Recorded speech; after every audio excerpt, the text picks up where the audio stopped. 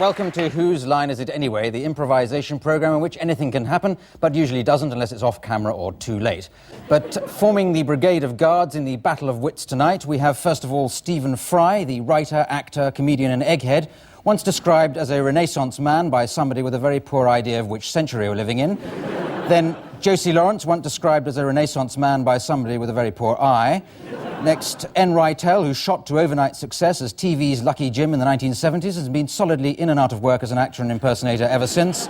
And finally, John Sessions, who, as far as this show is concerned, is absolutely irreplaceable. And goodness knows we've tried. Ladies and gentlemen, the contestants.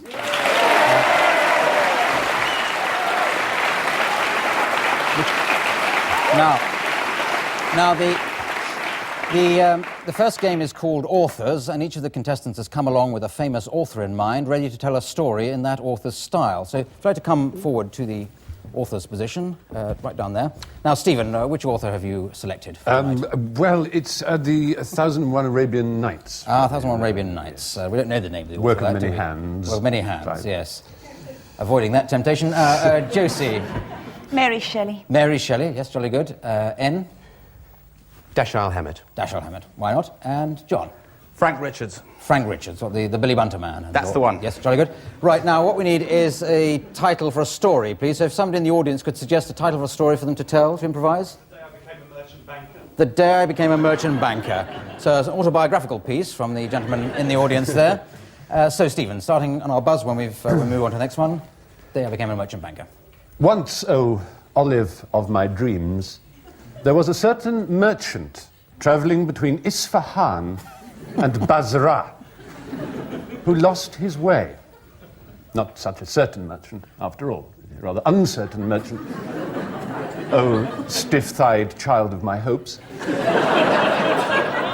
This merchant banker had two sons, Kazim and Iqbal. Useful leg break bowler. But these two sons only belonged to part of him. One son belonged to his left leg, and the other to his right. For this merchant banker was a man born of many parts, a man created by man, a man without a soul, a man who burnt in the fires of Beelzebub. The villagers were after the merchant banker. They were sorely overwrought and overdrawn. I was overdrawn, but I didn't care. My partner Miles had been killed earlier that day. So I strolled down to Jerry's bar on the corner of 576th and 829th. I strolled through the bar in the back room. The guys were shooting craps. Hell, you know, what they do for kicks is none of my business. So I said, Hello, said the booming, merry voice of Bob Cherry. What are you doing here, you frabjous, fat, footling owl? I'm going to get some long bonds and go into gilt, said Bunter. Oh, draw it, Miles, said Morley, throwing a pushed pincushion across the room. Come on, don't be the giddy ox with us. What are you really doing, you fat, foozling, chocolate-snuffling clunker?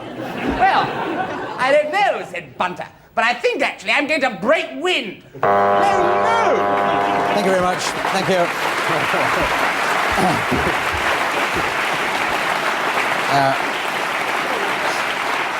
I think on that intellectual note, I'll introduce a scoring system, and it'll be 18 points for everybody in that game.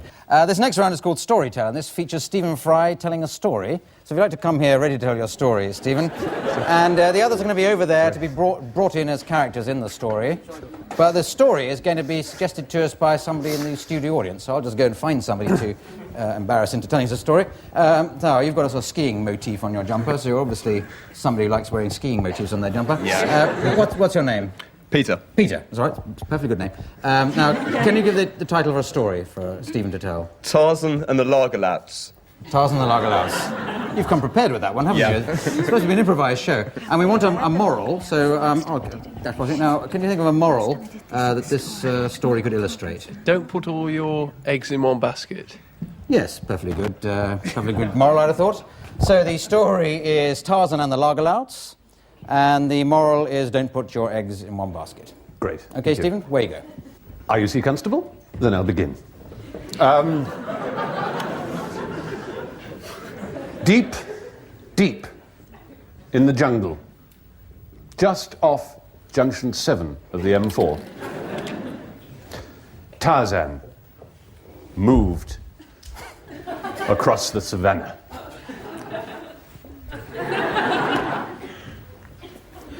He mouthed erotically.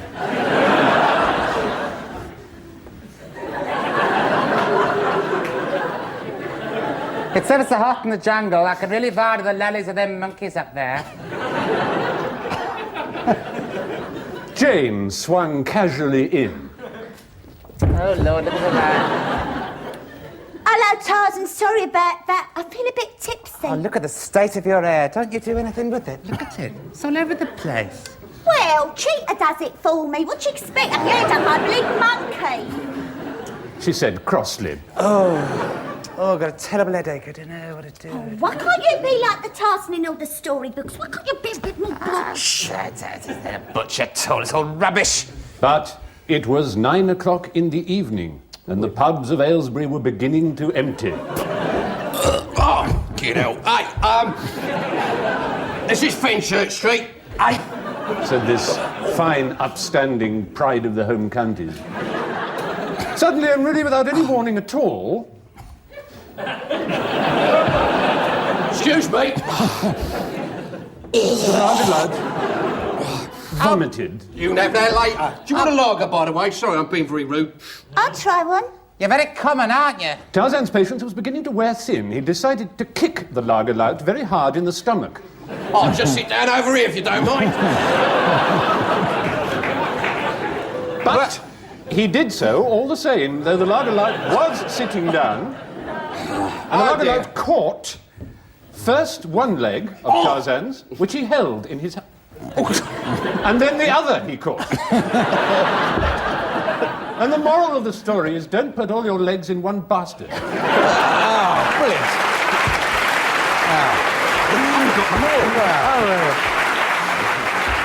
Oh, very good.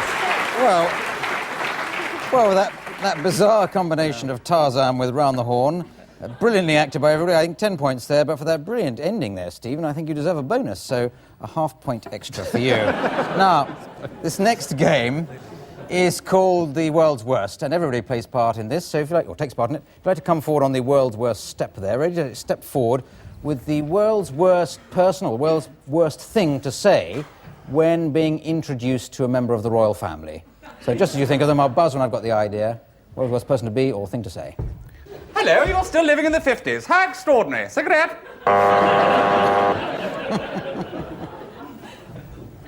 Whop some skull on that bit. Sorry.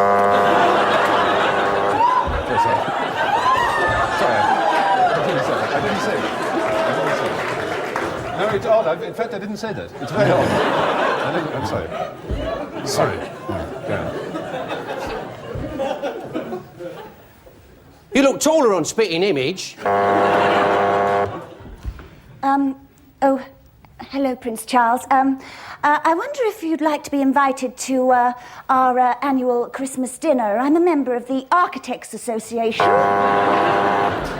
Yeah, it's really funny what happened to the Roman officers. Blood everywhere. Went down in his basement. Really sad. That reminds me, I must buy a stamp.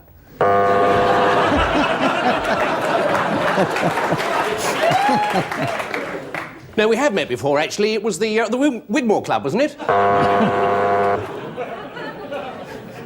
Oh, sorry, Your Majesty, I won't curtsy if you don't mind. I've got a cold and I'm dripping from every orifice. Is it that you do breathe and don't go to the toilet, or is it the other way round? Majesty.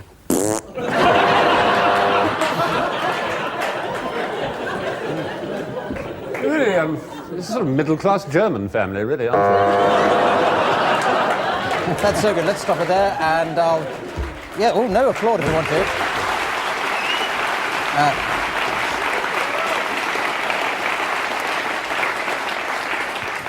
But for some reason, I need a few minutes to add up the points on this particular round, which gives them time to show some adverts to you, so back soon.